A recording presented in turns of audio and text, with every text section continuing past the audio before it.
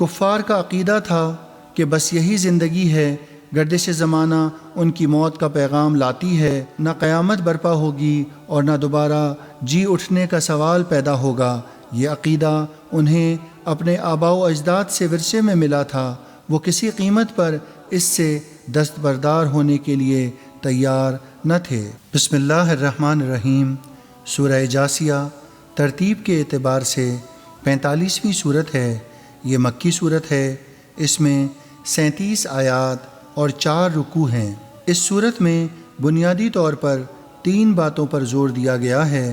ایک یہ کہ کائنات میں ہر طرف اللہ تعالیٰ کی قدرت کاملہ اور حکمت بالغہ کی اتنی نشانیاں پھیلی ہوئی ہیں کہ ایک انسان اگر معقولیت کے ساتھ ان پر غور کرے تو اس نتیجے پر پہنچے بغیر نہیں رہ سکتا کہ اس کائنات کے خالق کو اپنی خدائی کے انتظام میں کسی شریک کی کوئی ضرورت نہیں، لہٰذا اس کے ساتھ کسی کو شریک ٹھہرا کر اس کی عبادت کرنا سراسر بے بنیاد بات ہے۔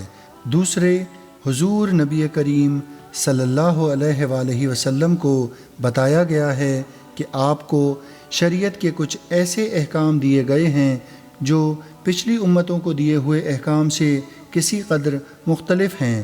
چونکہ یہ سارے احکام اللہ تعالیٰ کی طرف سے ہیں، اسی لیے اس پر کسی کو تعجب نہیں ہونا چاہیے۔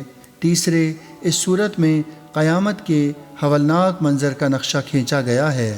اس صورت میں اللہ تعالیٰ نے اپنے حبیب کریم صلی اللہ علیہ وآلہ وسلم سے ارشاد فرمایا ہے کہ ہم نے آپ کو بھی ایک شریعت، ایک جامع نظام حیات عطا فرمایا ہے۔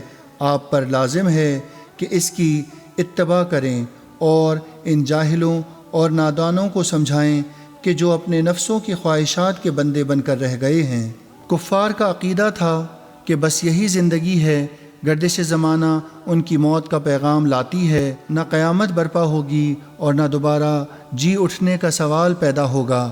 یہ عقیدہ انہیں اپنے آباء و اجداد سے ورثے میں ملا تھا، وہ کسی قیمت پر اس سے دستبردار ہونے کے لیے تیار نہ تھے۔ سورت کے اختتام سے پہلے ان کو اس دلدل سے نکالنے کی طرف توجہ فرمائی گئی اور ارشاد ہوا کہ قیامت کا برپا ہونا خلاف عقل نہیں ہے بلکہ عین حکمت ہے اور عقل کے تقاضوں سے کلیتاً ہم آہنگ ہے۔ یہ کیسے ہو سکتا ہے کہ ایک شخص جس نے عمر بھر تقوی کو اپنا شعار بنائے رکھا اور دوسرا عیش میں رہنے والا شخص دونوں یکساں کیسے ہو سکتے ہیں؟ دنیاوی عیش و عشرت نے ان کی آنکھوں پر پٹی باندھ دی تھی، ورنہ وہ اس روشن حقیقت سے انکار نہ کرتے۔ اسی سلسلے میں فرمایا گیا ہے کہ قیامت کے روز لوگ اتنے خوف زدہ ہوں گے کہ ڈر کے مارے گھٹنوں کے بل بیٹھ جائیں گے۔ جاثیہ عربی زبان میں ان لوگوں کو کہتے ہیں جو گھٹنوں کے بل بیٹھے ہوں۔ اس لفظ کو سورت کا نام بنا دیا گیا ہے۔